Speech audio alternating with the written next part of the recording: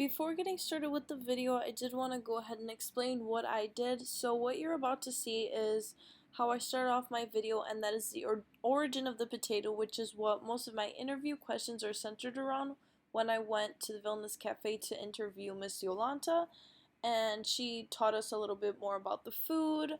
And I took another day to go to the Museum of Lithuania in Chicago to find out more about the history so that I can gain some insight. And I also did another interview there. So I hope you enjoy the video, and here goes the origin of the potato. Potatoes represent one of the vital staples in the whole world. They serve as a key ingredient in making more than 200 foods and other products. It was in the mid-19th century that potatoes spread in Lithuania on a massive scale. Very little is known, however, about how and when the potato first entered the country. Therefore, the historical literature on the matter sometimes features certain mythologized assertions.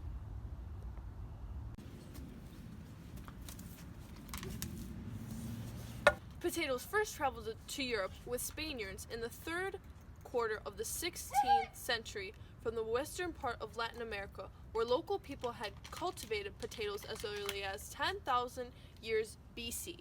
In many European countries, including Spain, nor Italy, Holland, or Germany, however, potatoes initially enjoyed a very limited success, with virtually the only one exception: England, where potatoes were brought in by pirates led by Francis Drake after they plundered Spanish vessels of the two sorts of potatoes known in Latin America, Solanum agenum and Solanum tuberosum. Europe has adopted the later one.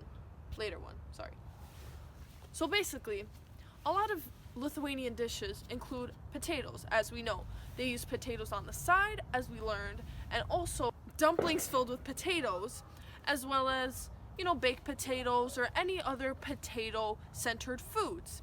However, in the American culture, we don't eat as many potatoes on the side. We may eat like quinoa or rice or beans on the side rather than potatoes, which is the most of what European people eat, and especially Lithuanians. So we're going to put the potatoes back so they can grow for the next season.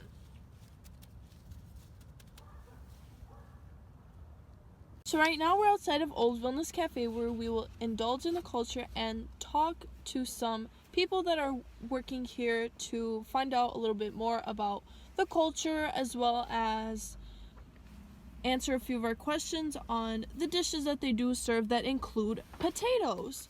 Since we know a bit more about the origin, now we can learn more about the dishes that are served at this cafe.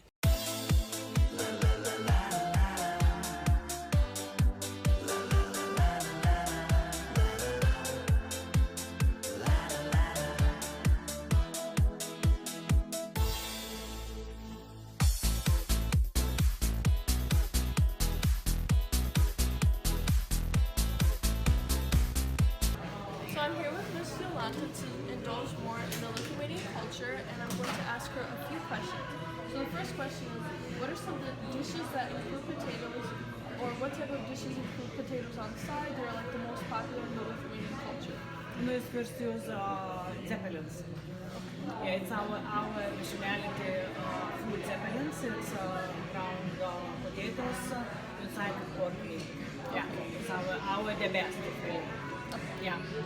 And then what are your most popular dishes including potatoes? Because when I came here, I thought this was more of like a Lithuanian restaurant, and I looked at the menu and there isn't many Lithuanian dishes, but what are the ones that are like the most popular?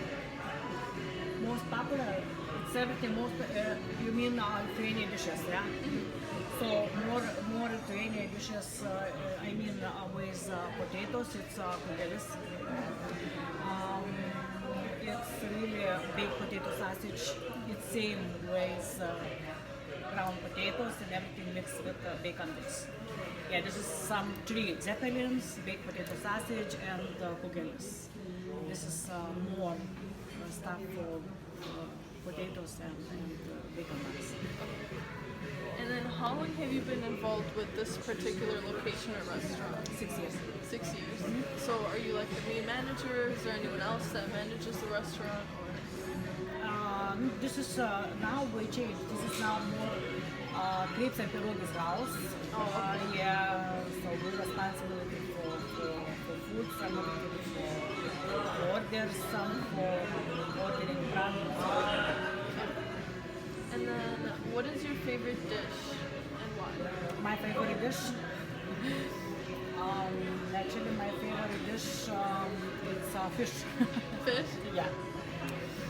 And what are some Lithuanian traditions that are food related to like Christmas or Thanksgiving or any other? Oh yeah, it's things you celebrate? Christmas tree. It's tree cake. It's Christmas cookies. Traditional. It's tree cake and some a lot cookies for Christmas. It's more popular as Christmas cookies. Yeah. Christmas. Yeah. Okay. And what are the different jobs in the cafe that you guys have? Like the different types of workers and what they do and what they're responsible for, like kind of in everyday basis. Okay, it's sales persons who work in the store. Okay, it's in kitchen. It's cooks. It's dishwashers. Everything goes system, employment system. Restaurant and store employment system. Yeah. Okay, well that's everything for now. But thank you so much. It was Oh, nice meeting thank you. you. Have a good day.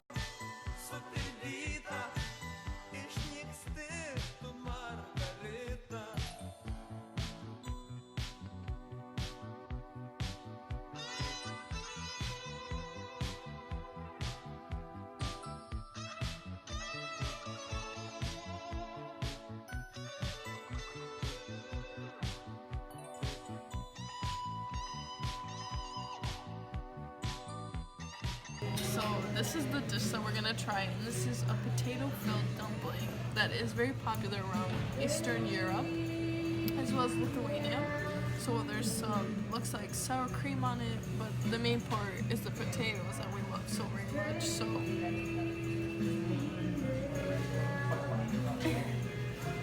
it does taste pretty good, and there's a little bit of accent green stuff, so it looks like, I don't know what this is called, but some green stuff just to add a little bit more flavoring.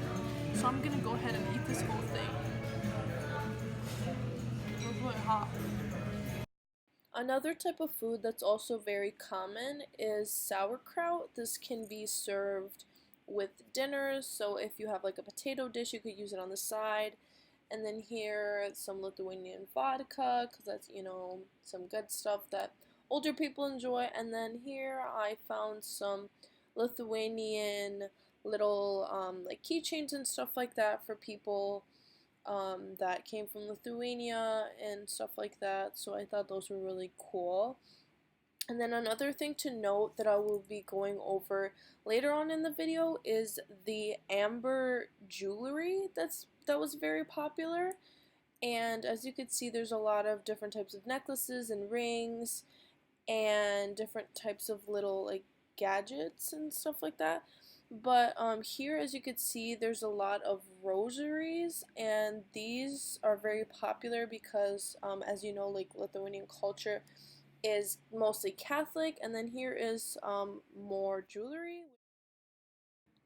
So next up, I visited the Balstekas Museum of Lithuanian Culture, and the first thing I noticed is that there was very many different types of crosses and religious figures all throughout the museum, and this is because Lithuanians are Catholic mostly or Christian, and so there's a lot of artifacts that have crosses in them. And another thing is these palms that represent Palm Sunday for Easter, and these eggs that I thought were so cool because they're individually painted by different types of people and donated to this museum.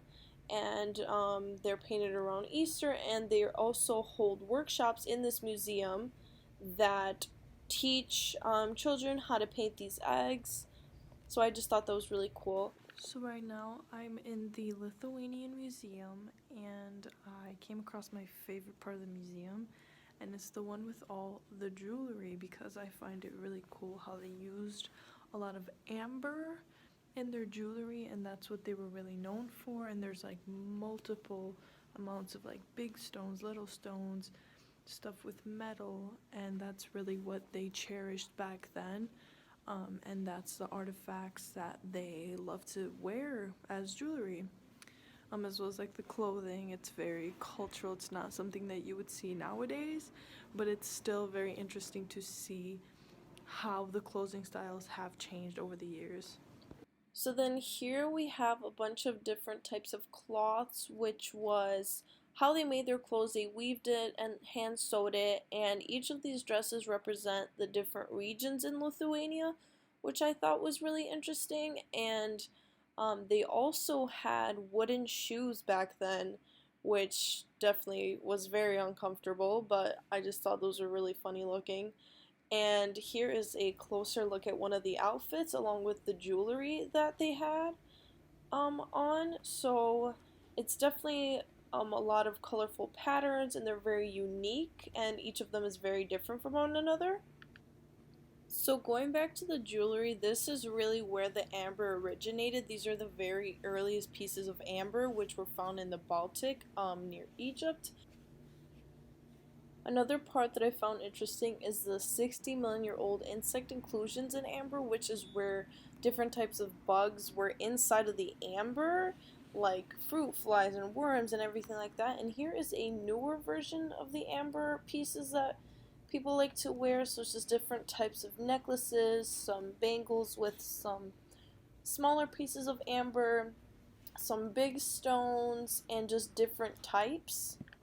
So this is the part that resembles more of the medieval times. It has the armor and then all the different types of combat weapons they had, as well as like a replica of like what the battlefield looked like, and a whole bunch of different types of, swords that they used. So I think this is very interesting, like to take it back, to the medieval times, to the very first fights that they had. Here we have Grunwald battle. During the Middle Ages, Lithuania was the biggest state in Europe, from Baltic Sea to the Black Sea. And Lithuanians were last nation in Europe, pagans. They were accepted Christianity from when Lithuania's Grand Duke Jogaila married Queen of Poland, Jadwiga. It was end of 14th century only. And that started Christianization of Lithuania. Lithuania always had issues with German knights. Those two orders, it was one on the north side, it was Livonia, and on the south it was other German Knight Order, and we were trying to create a joint state, and we wanted to take over Lithuanian lands. We were officially proclaiming that Lithuanians are pagans, we are trying to Christian them, and we are taking lands over as well. So biggest battle between Lithuanians and Germans happened in 1410, July 15, and Lithuanian Poland joint army was against the German knights. Our troops won this battle. They used very smart war tactic. They pretended that they are already going back, that German knights are winning, and then from both sides additional troops came and they surrounded Germans. And after this battle, German knights basically stopped invading Lithuanian lands. So up to now, this battle in Lithuania is called Žalgiris. In German, it is Grunwald battle. For Lithuanian Žalgiris, we have a basketball team, we have a soccer team, we have many stories written for children. For us, it's very very important thing, like every Lithuanian knows what it was like with Žalgiris. If you would say what Žalgiris, we know what we are talking about. One of the most important battles. So I wanted to end off the video by showing the top floor of the museum, which is where the newest parts of the Lithuanian culture and history is showcased. So this represents the immigration from Lithuania to the United States when it finally became a free country. So a lot of this is just photographs. They do have the briefcases and just a lot of photographs, as well as they have these items that people traveled with, and that was it.